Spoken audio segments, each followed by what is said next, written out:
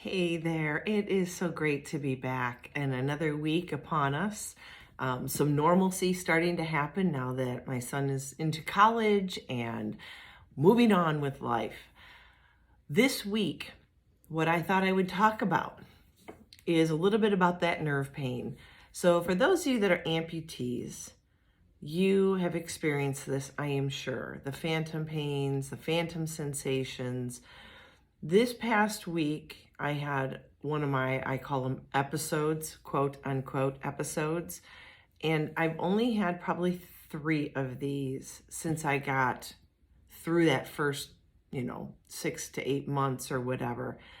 And when I tell you that it's an episode, it's the ones that actually bring me to my knees. And that's when I have to rely back on my faith that everything will be good. And as I tell people in all circumstances, whatever goes down will come back up.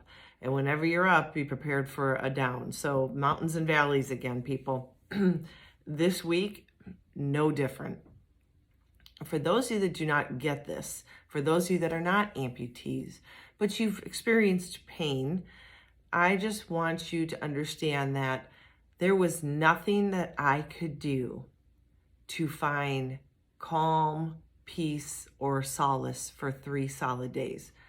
Now, I know I can handle pain. I've been through a lot. I've given birth to 2 kids. So I know what I can do. I've been through, 10 surgeries in 5 years, and I have had my leg taken off above the knee. I get it.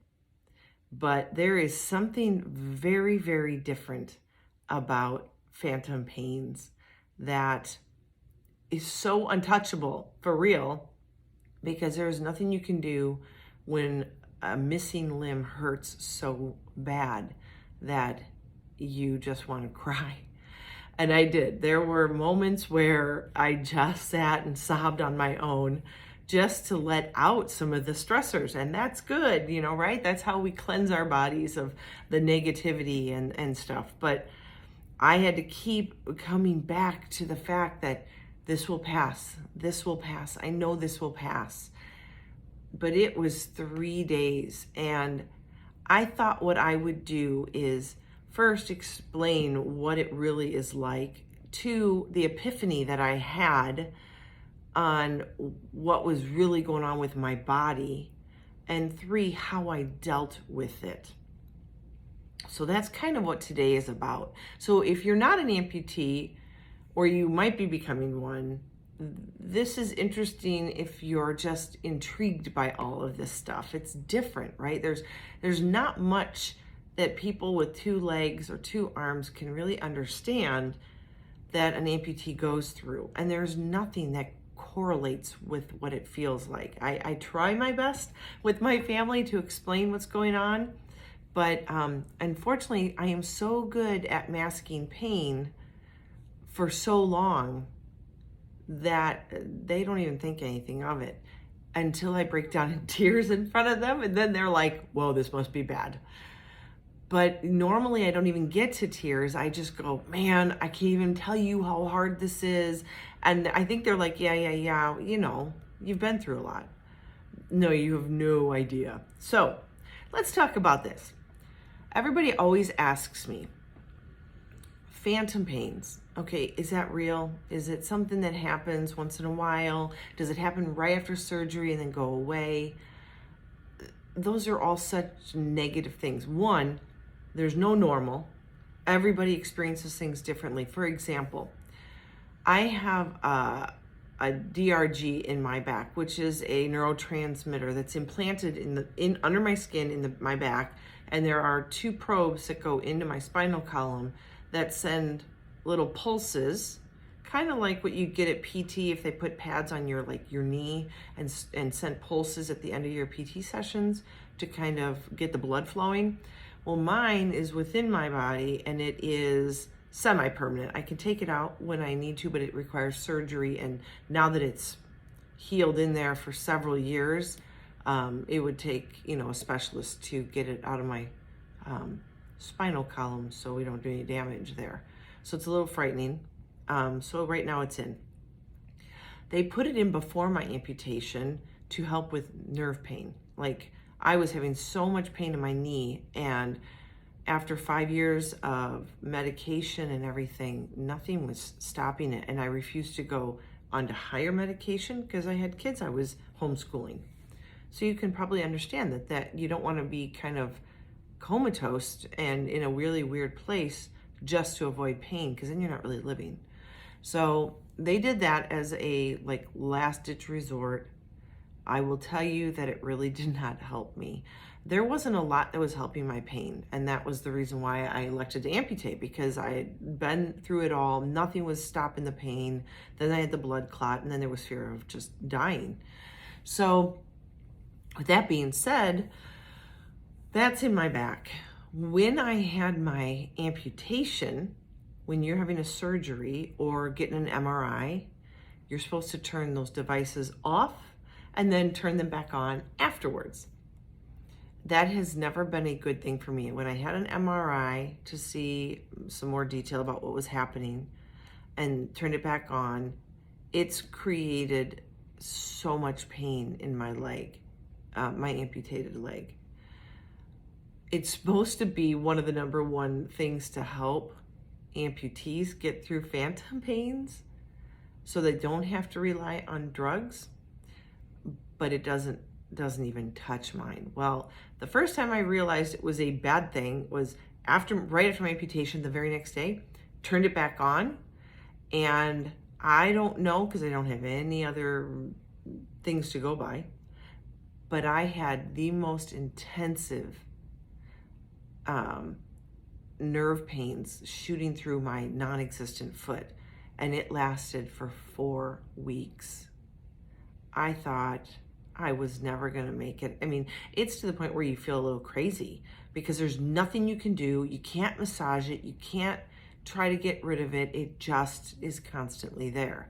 And I can't really explain it except that it's kind of like, well, mine kind of feels like my foot's on fire. It's like burning, and it tingles like really hard, really strong tingling, almost like when your foot falls asleep, but times it by 100. And it just kind of keeps pulsing and constant and pulsing and constant. And that happened right after my surgery for 4 weeks. I'm like, it was horrible. It finally went away, but I realized that maybe my DRG, my neurotransmitter, was causing those problems. And I was so afraid of it, I turned it off. And I have not used it since because I could not take the pain anymore. When I did turn it off after, I think, a couple weeks, it literally took a couple weeks for my nerves to calm down from the pulses that the DRG was sending to my spinal column, to my nerves. So that was then. Okay, so that's 3.5 years ago. What's been happening lately, and it's only happened 2 other times in the last 1.5 years, maybe. And the 2 other times that this happened, we really thought it was because of the awkward sitting position. We had been literally, no kidding, to 2 different Cub games. We were in Chicago, and we went to Wrigley Field, watched the Cubs play. And that night, and for like a couple nights, I had the worst pain. I couldn't sleep. Then when the Cubbies came here to play the Diamondbacks, like last year, it happened again. And it's only 2 times that it's happened, except for this week. So I couldn't figure it out. I can't even explain to you what I was going through was basically, and especially at night, right? Because it's dark, you're quiet, your brain is stopping really firing and active. You don't have things distracting you. And I tell you all the time, I use distraction to help me get through hard times. Well, at night, there's really not a lot distracting you except the pain, and that's a distraction. It felt like someone was literally taking a knife with a nice point and shoving it in the bottom of my foot. I would literally jump in bed, like jump out of my skin and wake my husband up because of phantom nerve pain. And That went on for 3 solid days and nights. It not only did that at night when I was in bed and it was quiet, but even when I put my leg on in the morning, which was so hard because the pain was so intense that it was hard to bend over and pull my leg on. And I will have to definitely get a video up of what it's like for me to put my leg on. I remember to get that up for you guys so you can see, because mine's a skin fit socket. So I have to work really, really hard to pull down while keeping my leg in, yet pulling it out just a little bit so that the bag will come out. It's really hard to explain, but I will show you a video one of these days. So I barely could do that. I just remember trying to walk around the house to ignore the pain. And every time I'd step, I shouldn't say every time, it was like, it would hit or miss. You never knew when that pain would strike. And it would just be like someone taking a knife right into the bottom of my foot. And it was always on the outer, I don't know why, but this time it was always in that outer pad, the long part. And it kept hitting here. Well, when I told my husband, it's kind of like if someone were to kind of tap your foot with a stick, just tap it lightly. You wouldn't think anything of it, right? But do that for 3 solid days. 1, it becomes painful. 2, you're annoyed. 3, the mental aspect of that is maddening. That's what this was like. It was a constant struggle to maintain some positive mental attitude, and I couldn't do anything. So for those of you that know me well, I love getting out and being active, and I work out at the gym 5 days a week, and I walk the dogs, and I hike. Even in this heat, I've been hiking later at night before the sun goes down, and I couldn't even function. I couldn't function up here in my head. I couldn't function physically. And for me, sitting and just sitting, like I said, I need to distract myself. So what I decided, well, I'll digress and tell you what I did, because I'm going to tell you that as my 3rd step. So this is what's happening. This happened for 3 solid days.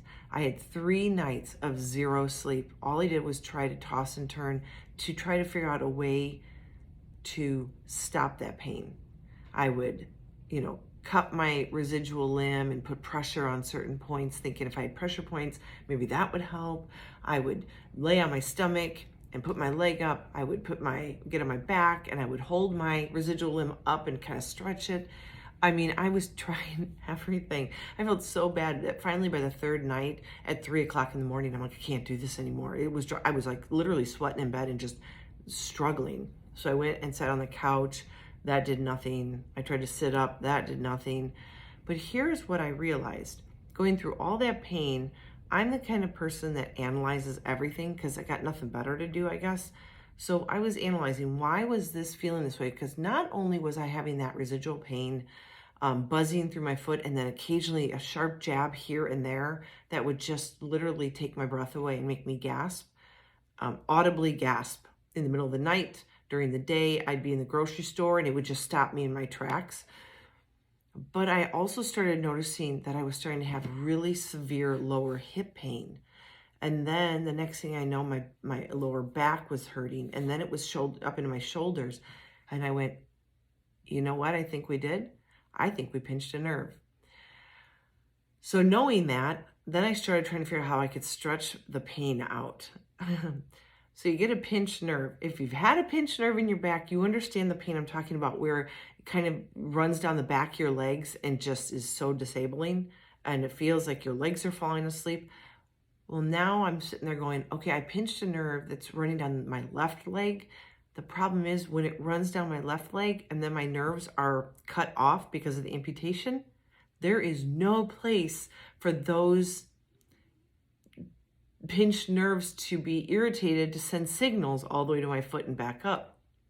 So they're kind of flailing there like, we don't know what to do with this. And I think that's what was causing such severe pain. So I tried to stretch my leg out. I tried to stretch out. If I visualized that maybe I had a pinched nerve in my lower back on my left side, which is my amputated side. And I would just take my residual limb and I'd lay on my bed or lay on the ground, and I'd pull my leg up as hard as I could and stretch it out, keeping in mind that through this, I'm still in so much pain.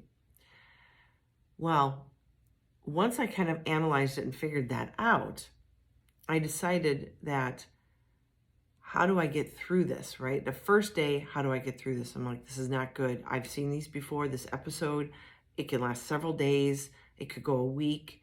All I kept telling myself is, I always tell people that everything they're going through is just a phase. No matter what you're doing in life, a bad time at the office, it's going to be a phase. It's going to change.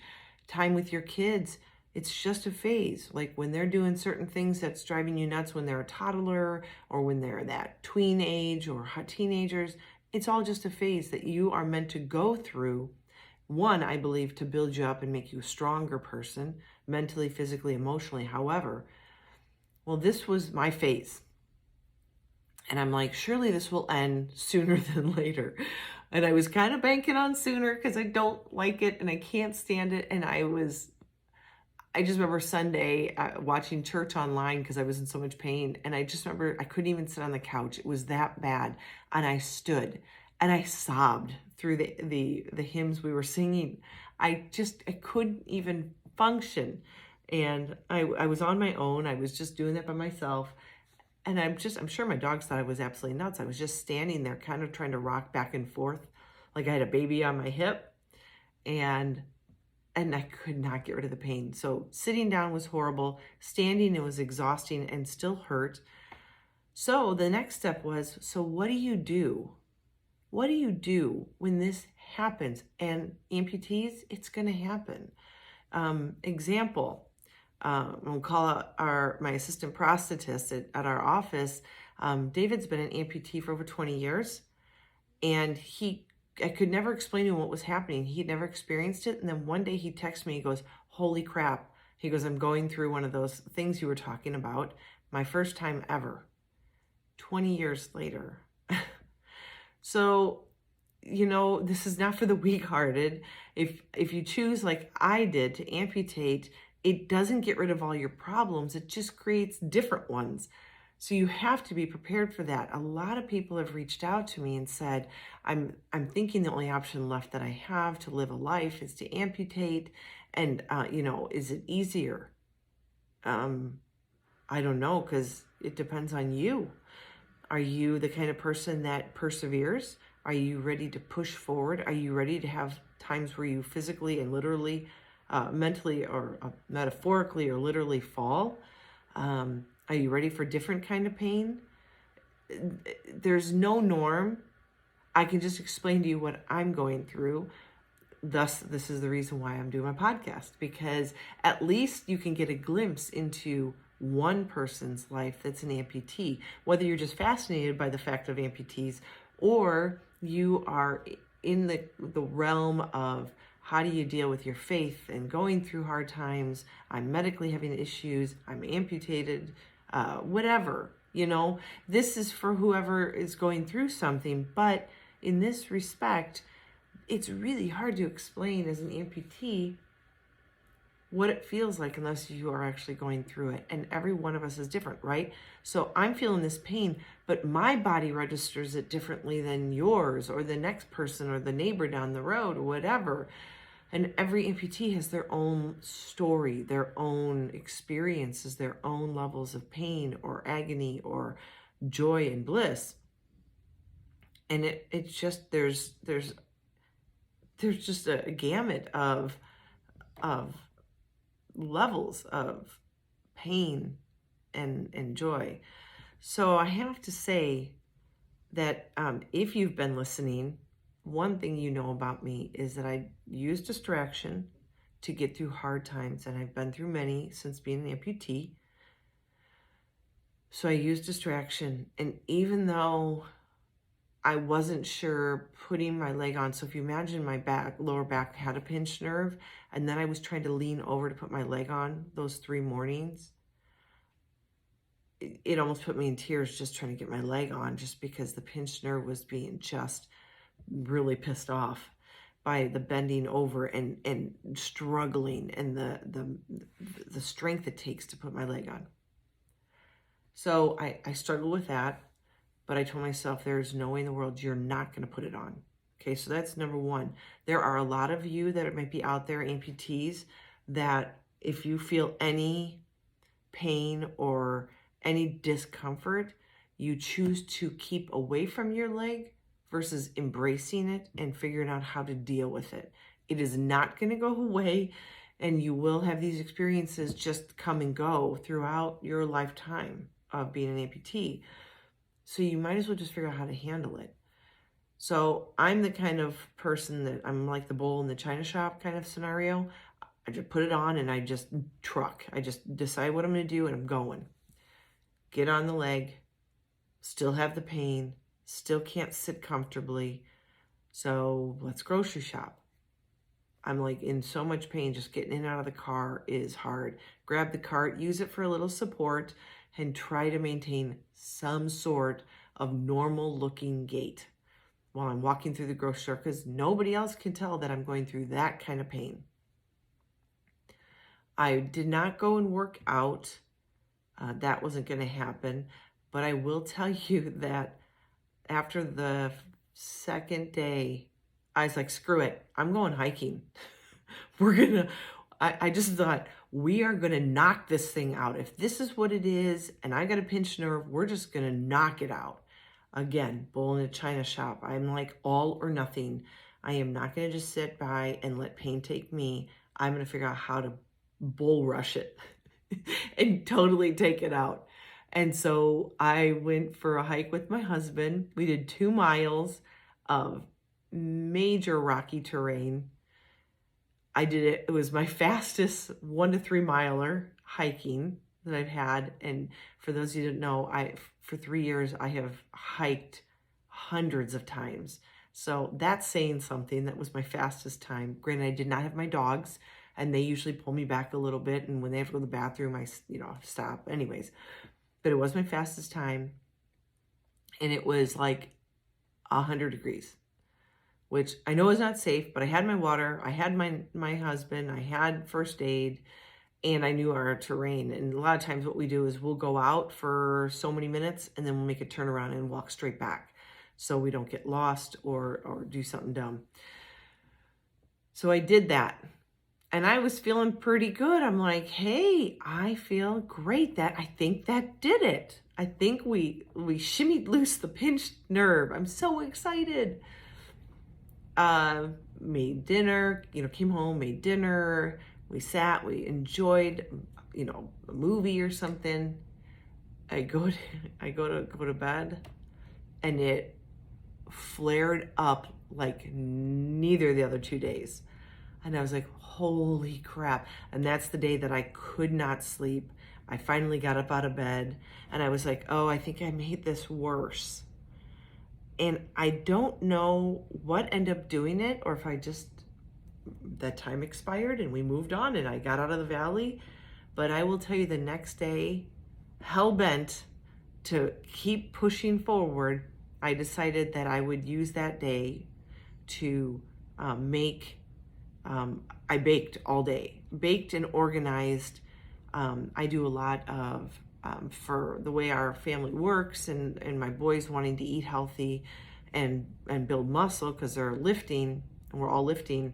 I do meal preps, lots of rice, lots of grilled chicken, other grilled meat. And then I have all these snack containers that have veggies and hummus and peanut butter and apples and cheese and jerky and deli meat and stuff.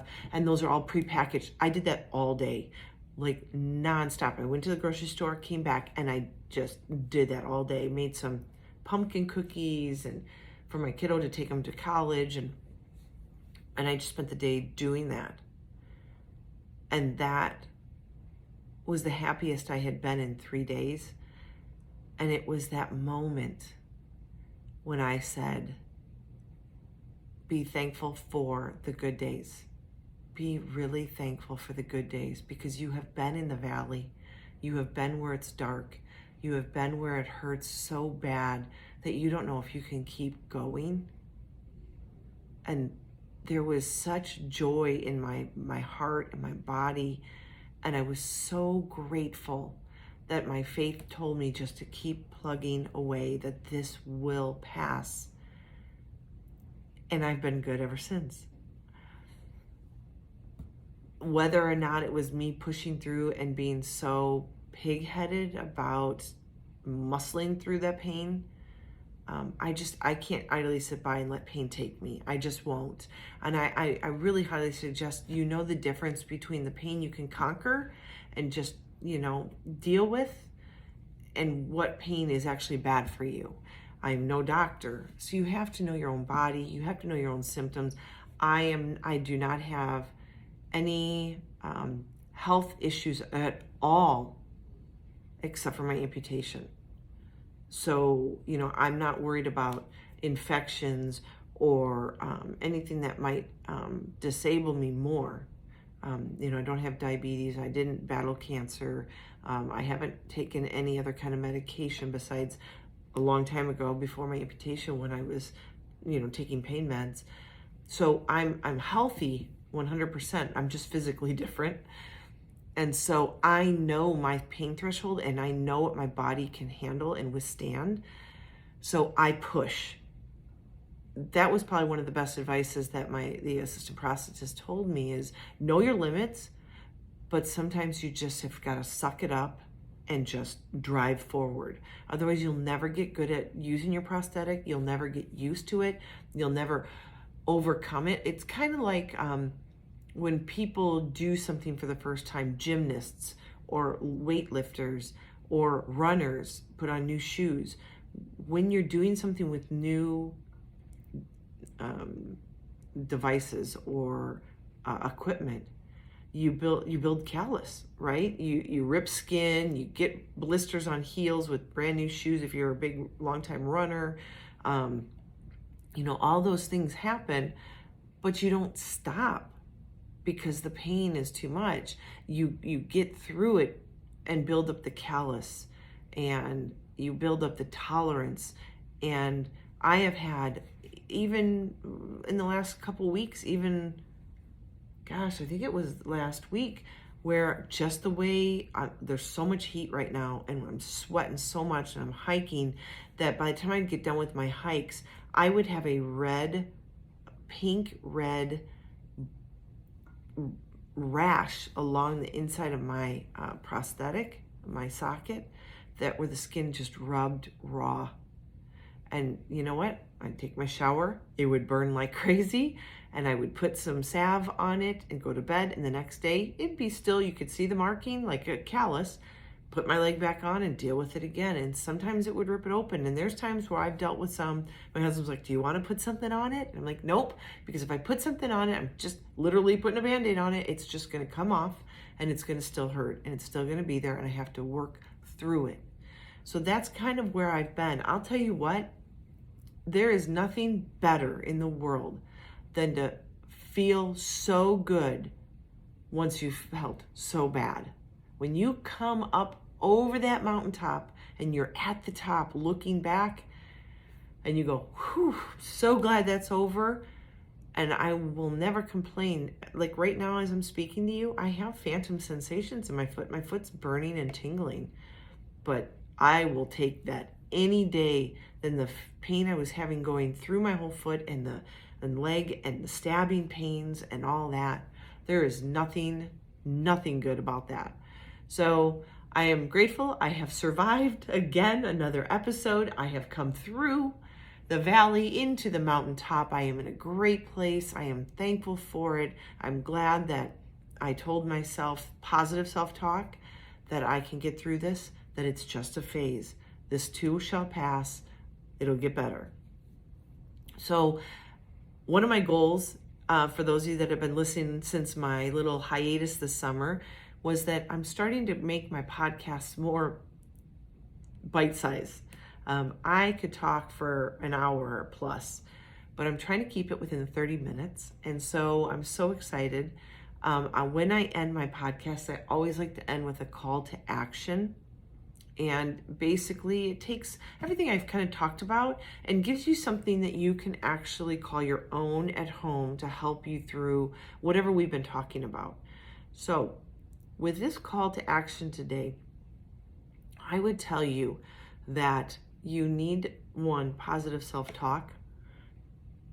We all go through things and we all will have major hurdles in our life to get through, whether they are mental, whether they are emotional, or whether they're physical.